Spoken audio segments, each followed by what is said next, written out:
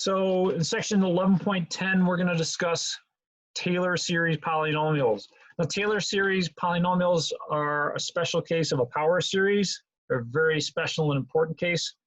And to start out, let's just take a look at f of x equals e to the x.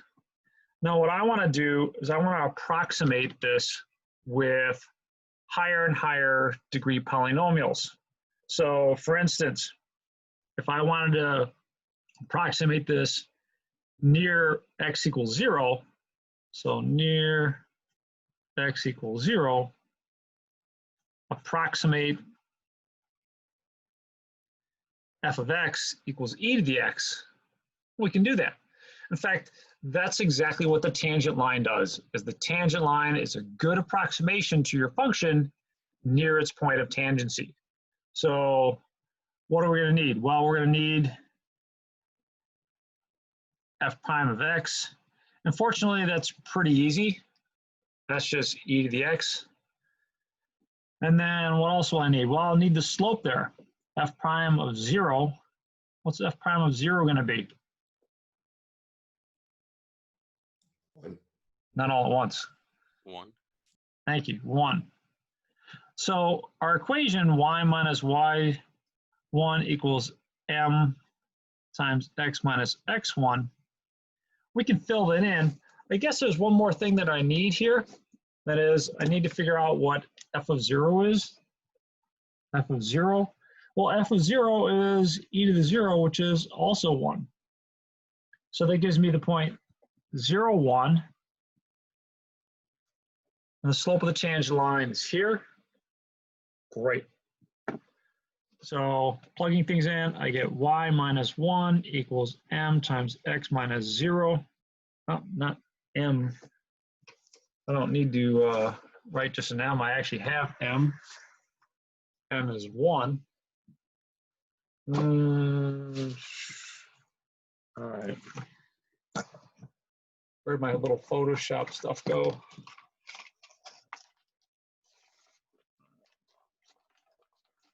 I have to dip into the emergency supply here.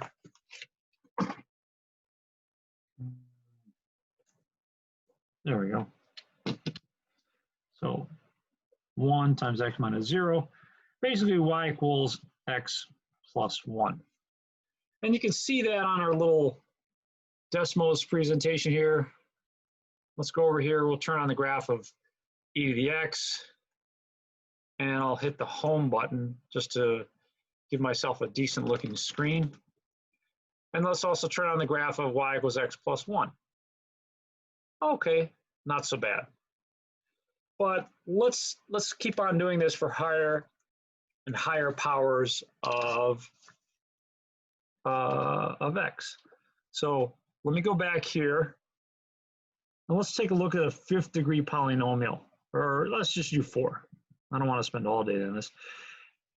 Y equals a times x to the 4th plus b times x cubed plus c times x squared plus d times x plus e.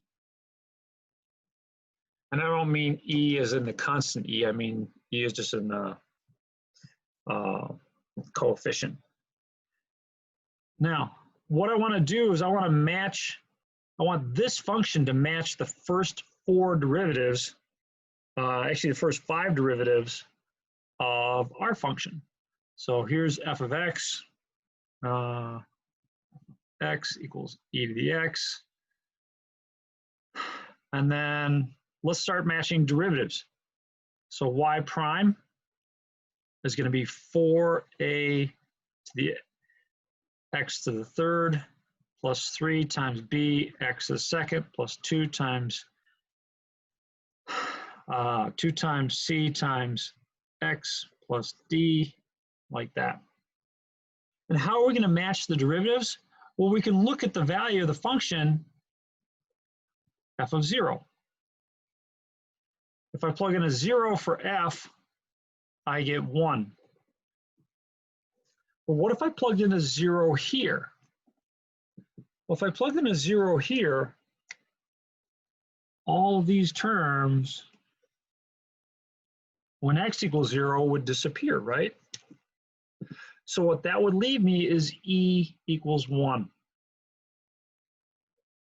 E equals 1. So I got one of these 5 coefficients here. Let's play that same game with the derivative. So f prime of 0, well, that's still 1. And that's telling me that, okay, if I now set x equal to 0 here, so that my derivative matches the value of the function, then it's telling me that d equals 1. How are you getting that f of 0 is 1? Well, f of x is e to the x, Oh, and e to the 0 is 1. I see. And then the derivative is still e to the x, and f of 0 would be, or f prime of 0 would still be 1. Okay. Things are going to change a little bit here, so hang on. D equals 1. Let's take a look at another derivative, y double prime. And this time I'm going to get 4 times 3 times a times x squared plus 3 times 2 times b times x plus 2 times c. And now I want to find out how this matches up to the second derivative at 0. Well, the second derivative at 0 is still going to be 1. All these derivatives are going to be 1. So let's do this. If I set in x equals 0, some of these terms are going to disappear. And so what am I left with? I'm just left with 2c has to equal 1, or c equals 1 over 2.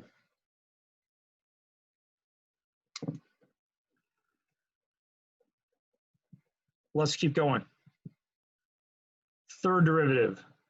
This comes out in front. I get 4 times 3 times 2 times a times x plus 3 times 2 times 1 times b. And the 2c, that's a constant, that drops off now. I'm going to continue playing this game where I say, all right, well, let's look at this polynomial when x is 0. What term is going to drop off when x is 0? Just that one.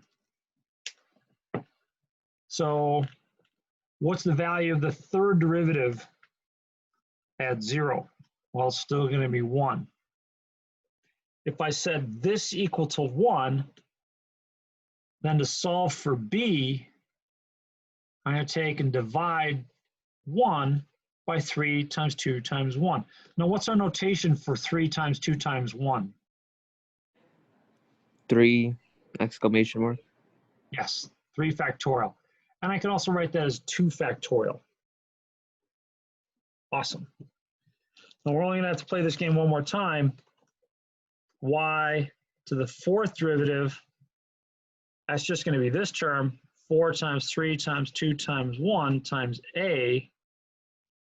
And if I compare that to the fourth derivative here, that means a would equal what? Can anyone guess? 1 over 4 factorial. Yeah, 1 over 4 factorial. So that's perfect. That gives me a nice sequence of terms that I can write down into a nice polynomial. So let's do that. Y equals 1 over 4 factorial times x to the fourth plus 1 over 3 factorial times x to the third plus 1 over 2 factorial times x to the second. I can get away with this, right? 1 over 1 factorial times x plus, ooh, can I get away with that? What's 0 factorial? 1.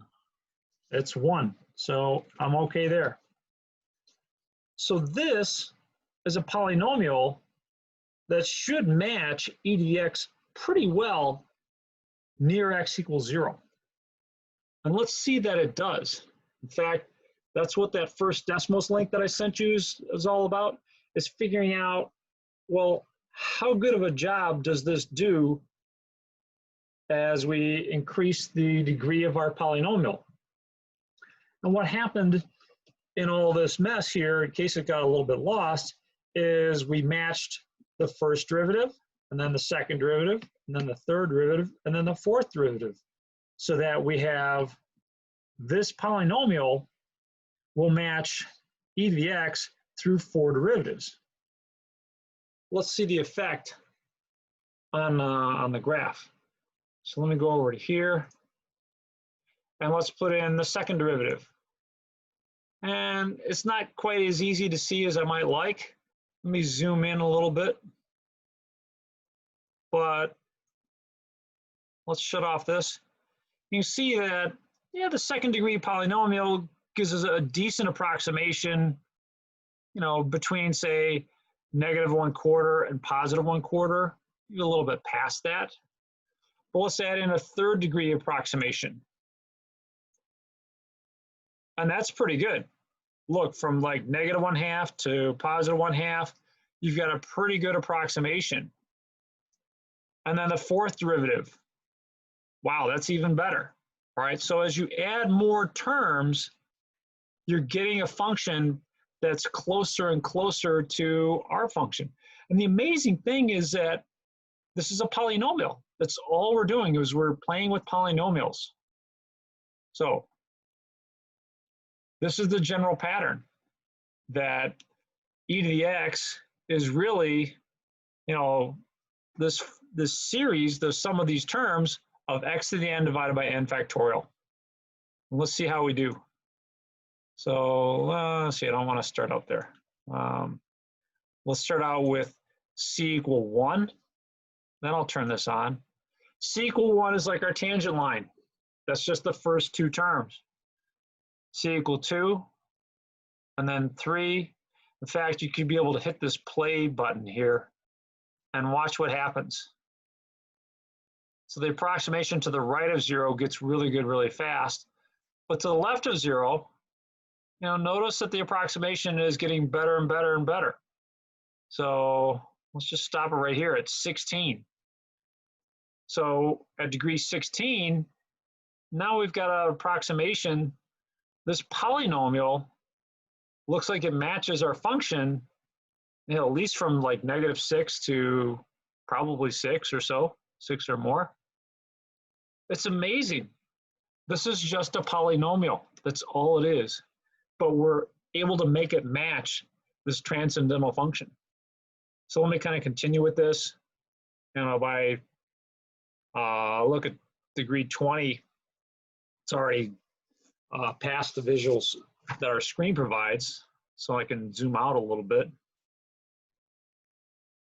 You can see it changing as it goes from odd function to even function. But it's pretty cool. So overall, we've just developed what's called a Taylor series polynomial for e to the x. And that's what we're going to spend our time on, is finding these kinds of polynomials for a variety of functions. Now, the Taylor series were named after a mathematician by the name of Brooke Taylor, who lived in the late 17th century and early 18th century. And he published a book on some of his work, not realizing that that work had already been done by others like Isaac Newton, Bernoulli, and a Scottish mathematician by the name of James Gregory, but he was unaware of it. So it still bears his name. Now, in general, the general term in a Taylor series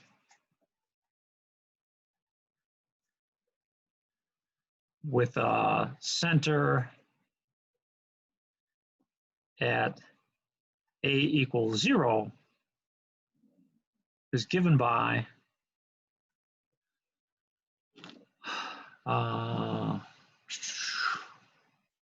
We'll call it C sub n equals the nth derivative at 0 divided by n factorial.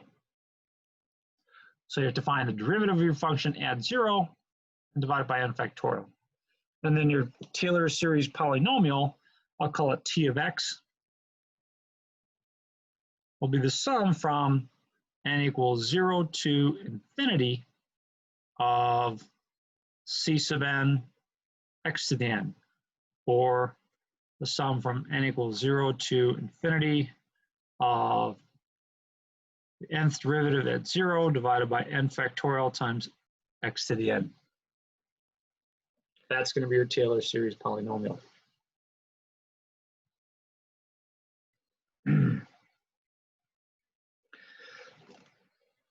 If your center is at 0, the center of your series is at 0, then a lot of times that's called a Maclaurin series.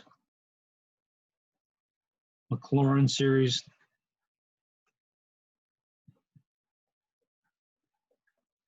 is a Taylor series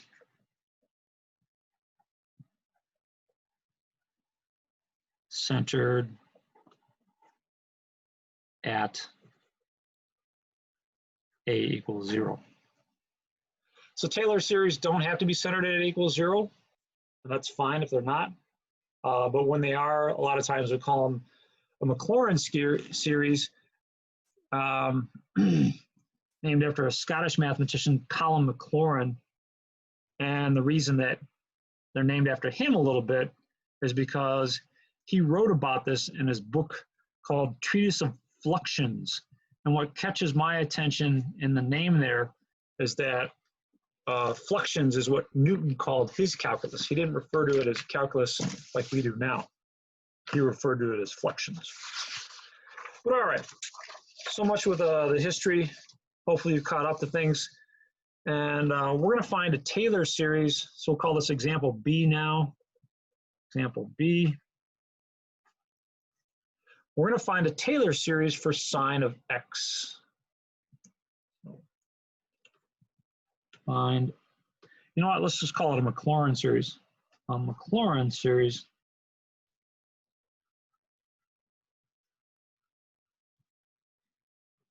for sine of x.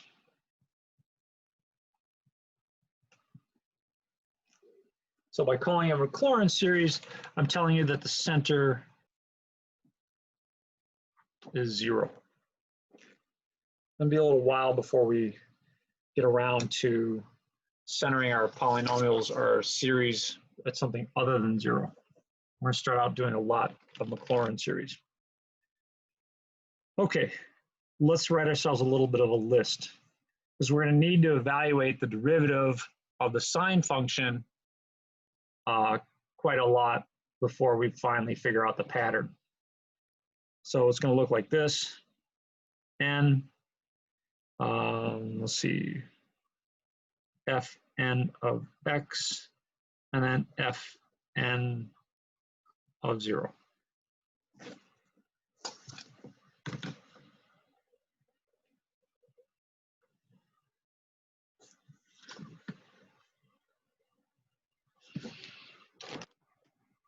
So at 0, we've got sine of x, and sine of 0 is 0. No big deal there. At 1, what's the derivative of sine of x?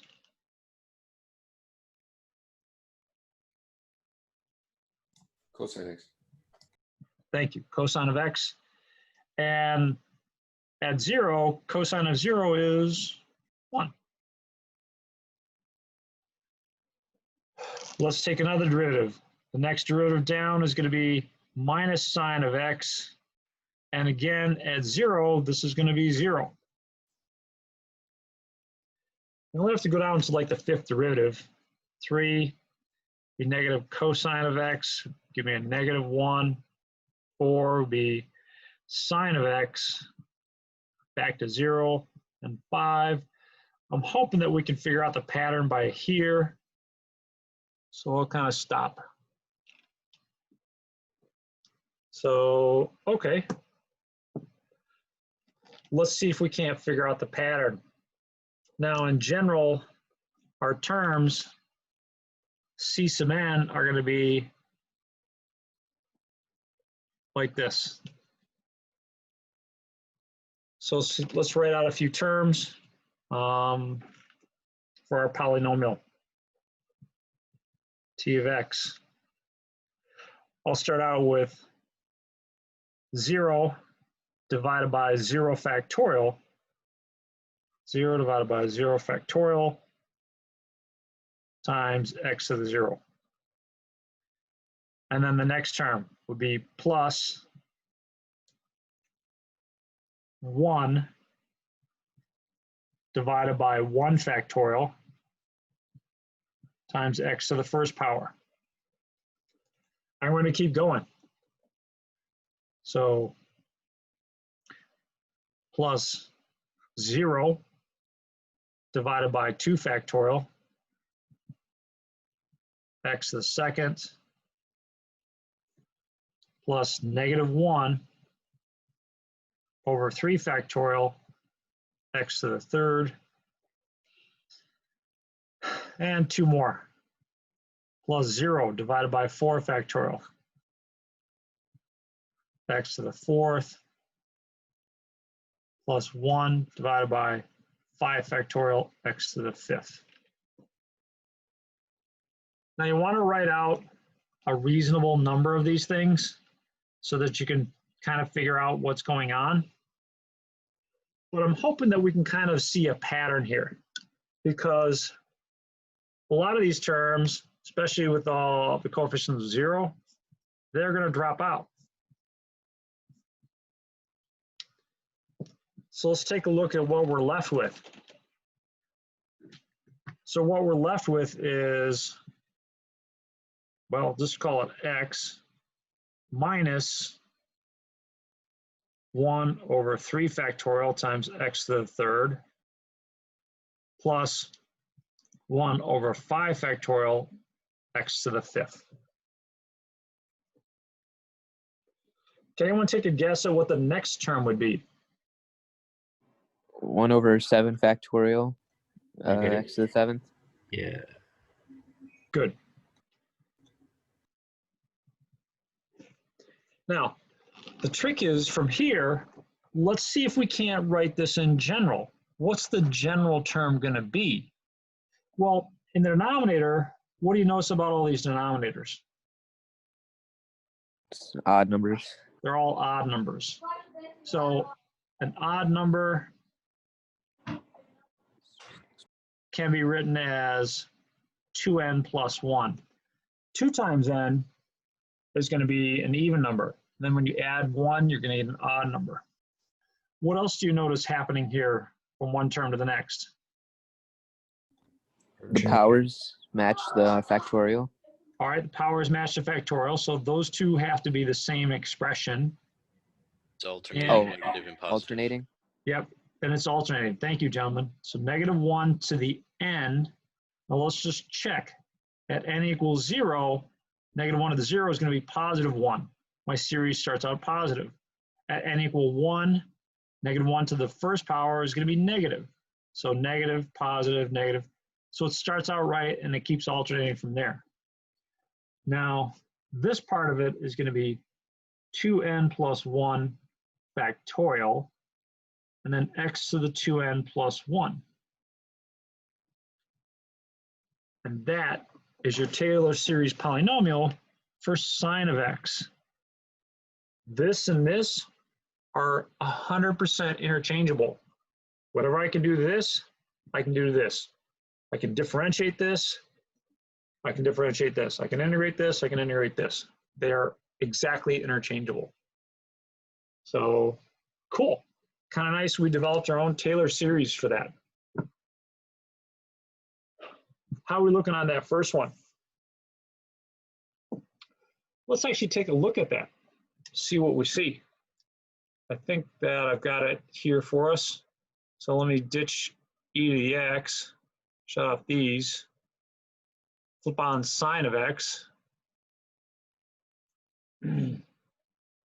And before I turn on the graph here for h of x, let me slide this slider all the way back down so that the first term you're going to see is just a constant term.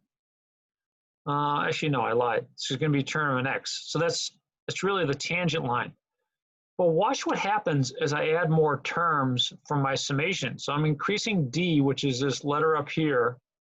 So if I make d equal 1, that's the first two terms. D equal 1. There you go. So now I get the first two terms, first three terms, and so on. And what's happening is I add more terms.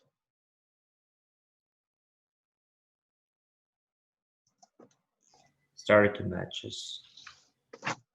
Yeah, it matches over a wider and wider interval, right? So that's kind of cool. Let me zoom out a little bit. So you can see that it's not perfect. I mean, after around 10 or negative 10, it fades away. But hey, if I want more accuracy farther out, I just add more terms. So there you go. Going all the way up to the max that I have it set for, we can get out to about 20. So we'll come back and visit that later. All right. But for now, is there anything else on our Taylor series here? Our first one. Well, sort of first one. Did e to the x as well.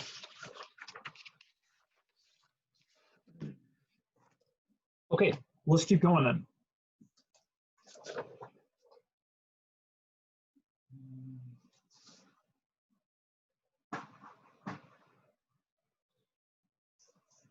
Hang on here. Let me see if I can do this.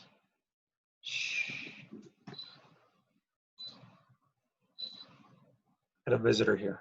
He came down to visit me. Can you see him? Blink a little bit. Oh, I see. Yeah. What breed is he? He's a border collie.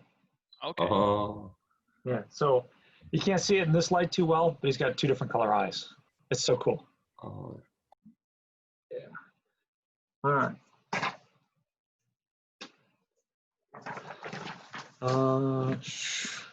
So let's do another Taylor series, actually Maclaurin series for ln of x plus 1. So find Maclaurin series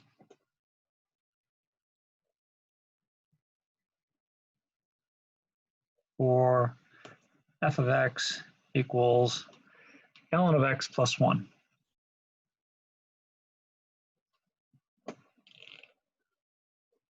Okay, so we're going to work on this the same way we did with the last one.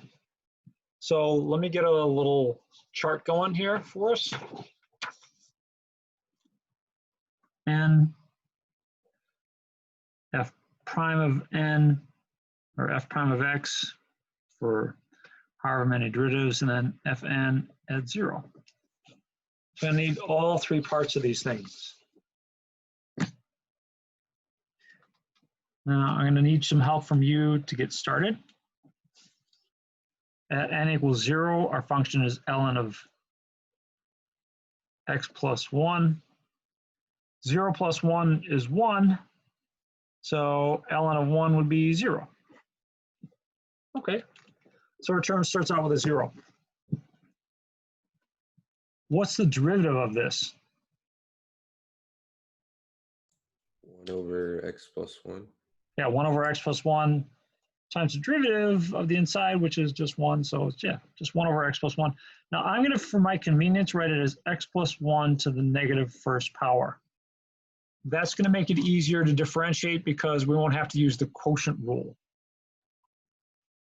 If I plug in a 0 into this,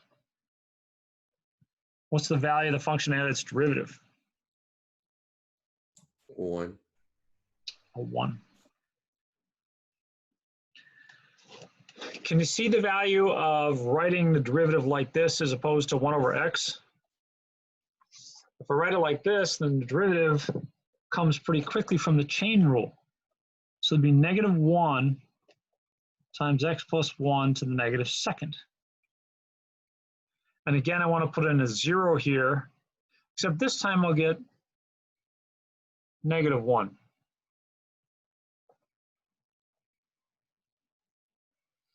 All right. Somebody pick up the ball and run with it. What's going to happen with the next derivative? 2 times x plus 1 to the negative third. Excellent. And plugging in a 0, I get a 2. Now we're going to have to keep going until you guys recognize a pattern here. So the next one was going to be negative 3 times that. And let me just leave that out there. Negative 3 times 2 times x plus 1 to negative 4. What's the value of this going to be? What's the value of the fourth derivative at 0? Negative 6. Negative maybe? 6. Yep, negative 6. Cool. And I'm hoping that we only need to do one more like this. So the fifth derivative would be negative times a negative is positive. 4 times 3 times 2, negative fifth. Now I could write that as 24, but does anyone know why I didn't write that as 24? Can you see what's happening here? Because it's a factorial. Yeah. What I'm trying to hint at here is that this is building to be a factorial. Plug in a 0 for me. What do I get here? 24. 24. Nice. And just so you know, your first factorials, so I'm going to call it b sub n equals n factorial. So it'd be 1, 1, 2, 3, 6, 24, 120, 720, and I got a friend of mine, I call him 7 factorial because his phone number ends in 5040. So in fact, I owe him a call. All right. That's pretty good. Let's take a look at what that means when we put that together to try and find a Taylor series polynomial, or in our case, a Maclaurin series. So I'll call it T of x is going to be 0 over 0 factorial. Remember our C sub n is going to be f of n at 0 over n factorial. So it's going to be 0 over 0 factorial times x to the 0 plus, I don't know if I need to write the x to the 0 for you there or not, a 1 over 1 factorial times x to the first minus 1 over 2 factorial. Can you slide the video down? Oh, I'm sorry. Thank you so much. Kind of got in the zone and didn't pay attention there. Plus 2 over 3 factorial. Actually, you can think of it as 2 factorial over 3 factorial x to the third minus 6 is 3 factorial. Not 6 factorial, 3 factorial. 3 factorial over 4 factorial x to the fourth. And then 4 factorial over 5 factorial x to the fifth.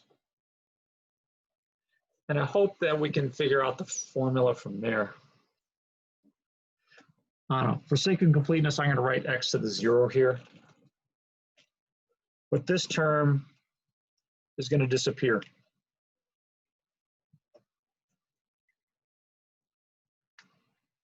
So what are we left with? We're left with x minus 1 over 2 x squared.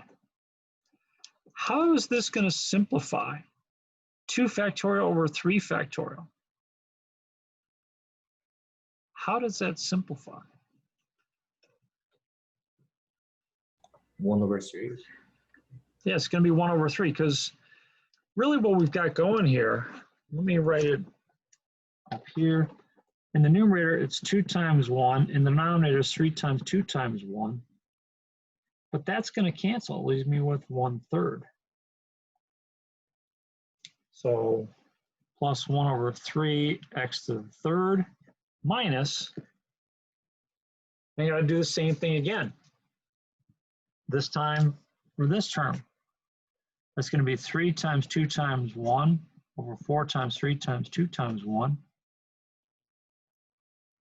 How does this term simplify? 1/4. Thank you. 1/4. X to the fourth. Any guesses as to how this one's going to simplify? 4 factorial over 5 factorial. Let's not actually have to do it all out. 5th. 1/5. So I think we've got enough to spot a pattern here. Let's see if we can't do that. So sum from n equals, well, I don't have to start at 0 because this term disappears, so I can start my series at 1. Sum from n equals 1 to infinity. Now I'm going to have a series that alternates, so I need -1. But do I want to the n or n minus 1? Which one? N. Let's do a little, what Einstein would call a Gedankenexperiment experiment, a thought experiment. If I put in an n equal 1 here, the signs match. No. So it would be n plus 1 then. Yeah, so you can do +1 or -1. They work out the same. And then what? Then I'll have an x to the n over n. Does that work? Well, let's take a look at it at n equal 2. At n equal 2, this would be odd, so I'd have a negative. I'd have x squared, that matches, over 2, that matches. So there you go. There's your Taylor series for ln of x plus 1.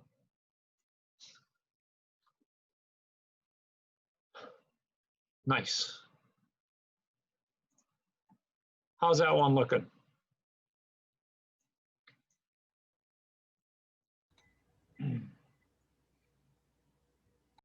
All right. So any questions on that? Is there anything I can help out with?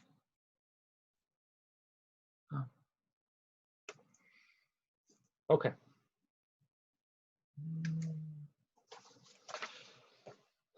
Let's Where keep did you rolling. get x to the Yes. n over n?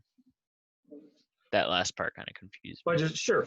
So what we have to do is we have to look at these terms, and maybe as you're looking at them, it'll help to think that, okay, this is my first term, this is my second term, this is my third term.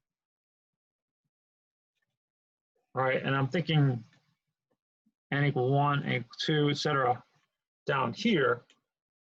So what I see for the third term is that the exponent is 3 and the denominator is 3, and then 4 and 4. And so in general, at the nth term, I have to have an exponent of n and a denominator of n, which is what I wrote. Right. Okay, thank you. Yeah, my pleasure. Thanks for the question. Anything else on this one?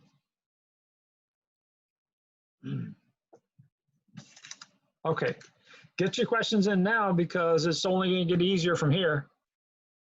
All right, that's a joke. You know it's going to get harder. Okay, let's keep rolling.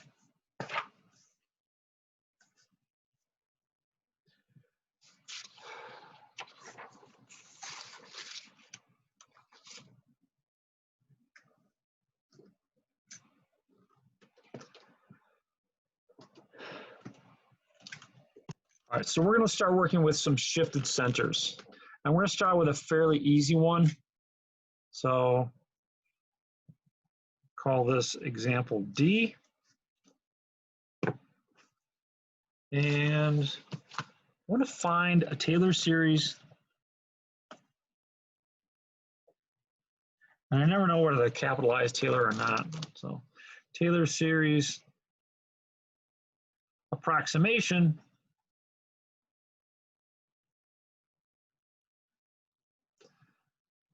to sine of x near a equals 18. Okay. And what I want to note for us is this. Note that 6 pi is approximately 18.84. So instead of doing a Taylor series approximation near 0, we're going to do a Taylor series approximation near 6 pi. And I chose 6 pi deliberately. I chose 6 pi deliberately because it'll be easy to evaluate the derivatives at 6 pi. Now, why would I want to do such a thing? Well, let's go back and remind ourselves something about our sine function. Let's see. Got it here. Yeah, for our sine function, if we wanted a good approximation, that is a polynomial that approximated things well out near 18, well, then take a look. So got to add a lot of terms, a whole lot of terms. Look, finally around 24 or 25 terms, you're finally getting a good approximation near 18. But do you realize what a monster of a polynomial that you're dealing with here? At d equal 24, 2 times 24 plus 1 is 49. You're dealing with a 49th degree polynomial. That's a little bit unwieldy. That's kind of big. It'd be nice if we didn't have to use 25 terms and have a 49th degree polynomial. So let's see what we can do about that by shifting the centers. So let's do our little trick again. N f of x and, or fn of x, fn at 6 pi. Now this one's a little bit easier than your typical ones like this, but I just want to give you a feel for it using a friendly example. 0, 1, 2, 3, 4, and 5. Sine of x, cosine of x, negative sine of x, negative cosine of x, sine of x, and cosine of x. But now we got to think about 6 pi. 6 pi, how many times around the unit circle would that be? 3. It'd be 3 times around the unit circle. In fact, it's going to put you back at 0, 0. It's going to put you back at the starting point. So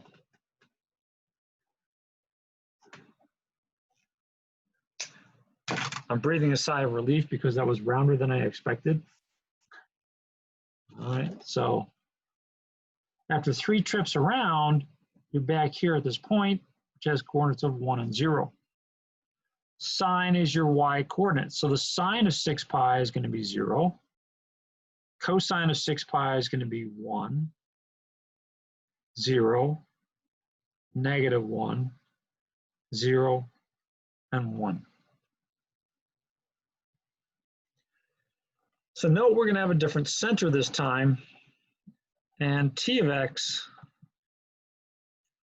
is going to be 0 over 0 factorial times x minus 6 pi to the 0 plus 1 over 1 factorial times x minus 6 pi to the first.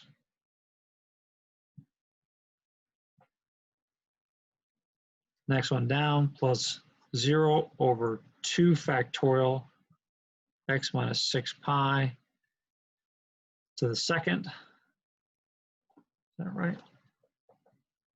Yeah, second. And I'm going to have to probably find some more room down here. Let's see, can I squeeze this one in? Sure. Minus 1 over 3 factorial x minus 6 pi cubed. 2 more plus 0 over 4 factorial x minus 6 pi to the 4th plus 1 over 5 factorial x minus 6 pi to the 5th, and so on. So that's just writing it out, kind of brute force. Hopefully it's enough terms that I can figure out what the general pattern is. That's my goal, to figure out the general pattern. Now, some of these terms are 0 and some of them aren't. So let's take a look at the ones that aren't 0. That would be that one, and that one. If you remember back to your trig class, sine is an odd function. Notice that what's coming up are the odd powers of this Taylor series polynomial. Reflects the oddness of sine. So let's see if I can't write that as a Taylor series. Sum from n equals 0 to infinity. One thing to note here is that the signs alternate. Positive, negative, positive. So I expect the signs to alternate. So -1 to the n. And let's do our little Gedanken experiment, right? Think like Einstein. So that's positive. At n equals 0, is this term going to be positive? Or do I need to put a +1 or -1 here? Do I have the right coefficient there?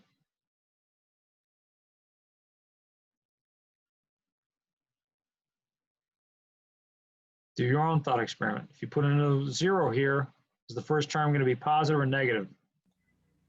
Positive. Positive, thank you. And then I'm going to have x minus 6 pi to some power divided by that same power in a factorial. So I'm going to 1 to 3 to 5. And that might be kind of familiar. So let's see. If you remember, that was 2n plus 1 to the 2n plus 1 power.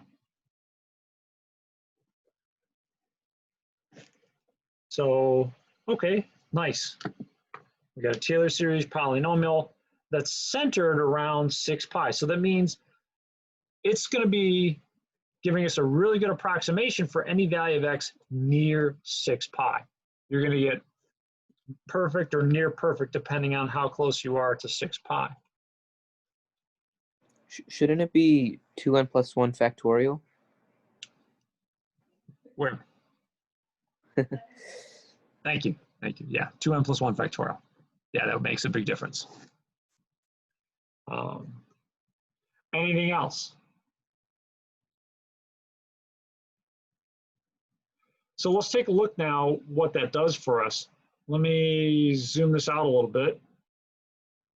So here's our graph of a sine. This is our series centered at 0, the one we developed earlier. I think it was example B. And here's one centered at 6 pi. In fact, that's the one we just developed. Let's make sure I got a factorial in here.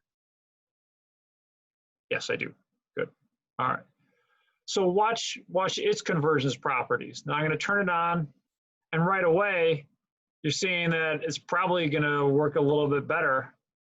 But as we increase the number of terms in our polynomial, look at that. With 3 terms, I'm already guaranteed to have something that's really close near x equals 18. You're going to have a really good polynomial. So in fact, with a 5th degree polynomial, we've got an excellent approximation. Whereas our previous Taylor series well, its approximation is not nearly as good until you get out to terms 24 or 25. So what I'm trying to do here is give you an idea of why somebody would want to shift the center. So take good note of this. By shifting the center, you can get a better approximation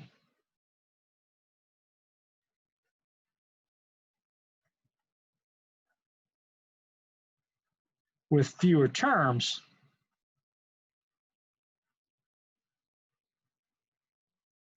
Near the shifted point or near the new center.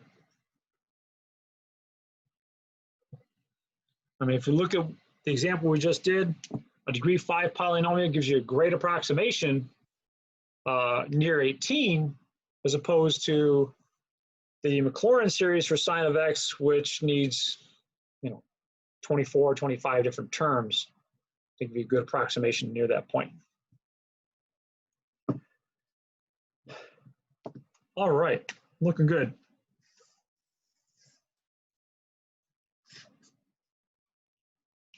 Any comments or thoughts on Taylor series up through the first 4 examples?